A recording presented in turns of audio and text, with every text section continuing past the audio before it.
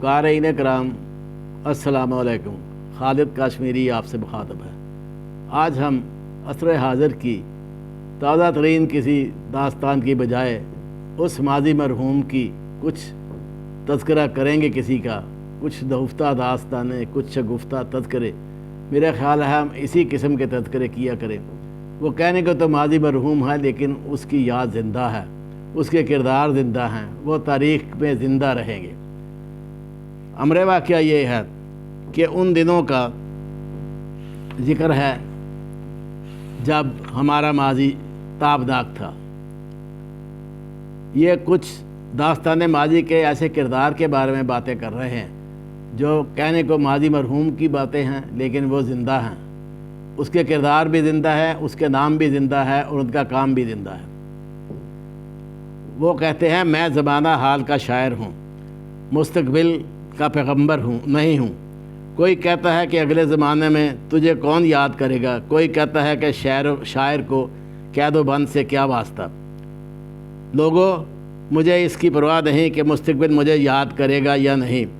تمنا صرف یہ ہے کہ جو لوگ خلق خدا کو بھوکوں تڑپا رہے ہیں، میری تحریر ان کے لیے پیام موت ثابت ہو۔ کل کے مشرقی پاکستان اور آج کے بنگلہ دیش کے عظیم شاعر قاضی نصر الاسلام کا یہ کلام، یہ قاضی نصر الاسلام بہت بڑے شاعر تھے، ان کا یہ کلام یقیناً ان اہل عزم و ہمت شعراء کے حسب حال ہے جنہوں نے اپنے اپنے دور میں جبر و قہر کی آندھیوں میں جرتوں کے چراغ روشن کیے، اور انہیں حق بات کہنے پر نہ صلے کی تمنا ہوئی، نہ ستائش سے غرض ہوئی۔ ماضی کی کچھ نہفتہ داستانوں اور کچھ شگفتہ تذکروں کو دہرایا جانا ہی میرے لیے بہتر ہے، اور ان میں بار بار چند ایک ناموں کا ذکر بھی آئے تو وہ ہمارے لیے بڑا حوصلہ افزا ہے، وہ ہمیں ہمت اور حوصلہ دیتا ہے۔ اس کے لیے ضروری سمجھا گیا کہ ماضی کے تذکروں میں جو دو ایک نام بار بار آ رہے ہیں ان کو اس دور کے آئینے میں پیش کر دیا جائے۔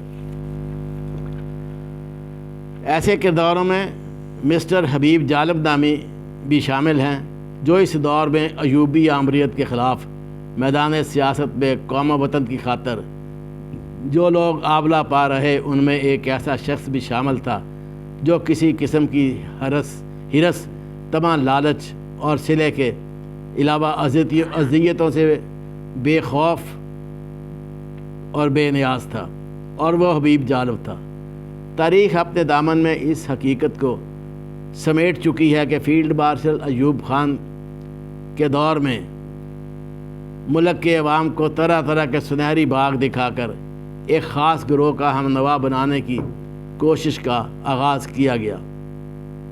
بڑے بڑے ادیبوں اور شاعروں کو رام کر لیا گیا، زیر دام لایا گیا۔ سکوں کی جھنکار پر بکنے والے ایک دوسرے پر سبقت لے جانے کی تگ و دو میں مصروف ہو گئے۔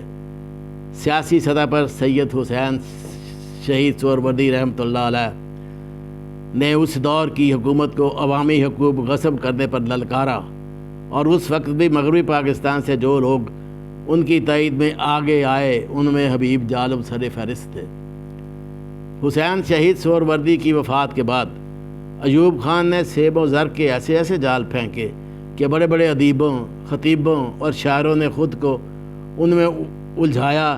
سبھی کی زبانیں گونگ ہو گئیں، اگرچہ بعض اہل سخن کبھی کبھار کچھ نہ کچھ کہتے رہے، لیکن ایک حبیب جالب تھا جس نے اس دور کے معاشرے میں بسنے والے لوگوں کے تاثرات کو شعروں میں ڈھال دیا، اور وہ ایوبی آمریت کا آفتاب غروب ہونے تک ایسا کرتا رہا۔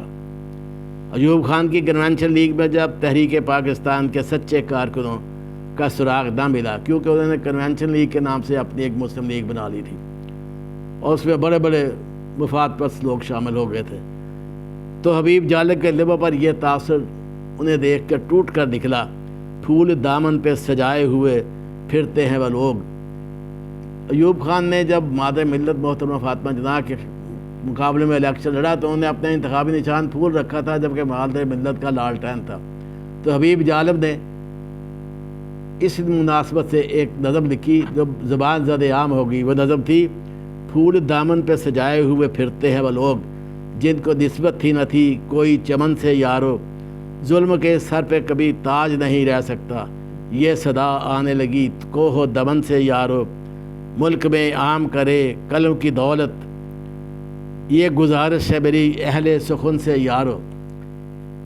اس سے پہلے ایوب خان نے طاقت کے بل بوتے پر اپنا آئین ملک میں نافذ کر دیا تھا، تو جالب نے عوامی جذبات کو شعروں کی زبان دے دی۔ وہ ایک فرد واحد کا آئین تھا، وہ بالکل سراسر ایک قسم کا آمرانہ آئین تھا، اور جب جالب نے شعروں میں اس کو عوامی جذبات کا اظہار کیا اور گلی گلی محلے محلے میں یہ بات زبان زد عام ہو گئی، اس کے یہ شعر ایسے دستور کو صبح بے نور کو میں نہیں مانتا میں نہیں جانتا۔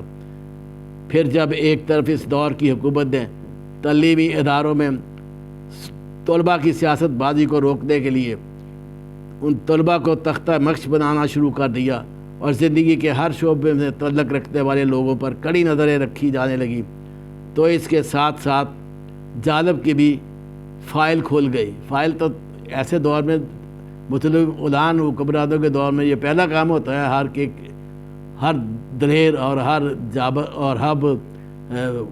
قلمکار کی فائل کھولنا۔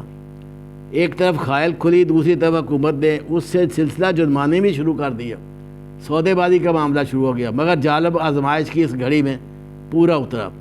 یہ گھڑی تھی کہ خود کو بانی پاکستان حضرت قائد اعظم کا پرستار اور گئے وقتوں کی مسلم لیگ کا کارکن ہونے کا دعویٰ کرنے والے بھی کوڑیوں کے مول بک گئے۔ پھر جالب مادر ملت محترمہ فاطمہ جناح متحدہ اپوزیشن کی صدارتی امیدوار بن کے جب محترمہ فاطمہ جناح سامنے آئیں تو جالب پکار اٹھے، ماں کے قدموں میں جنت ہے ادھر آ جاؤ۔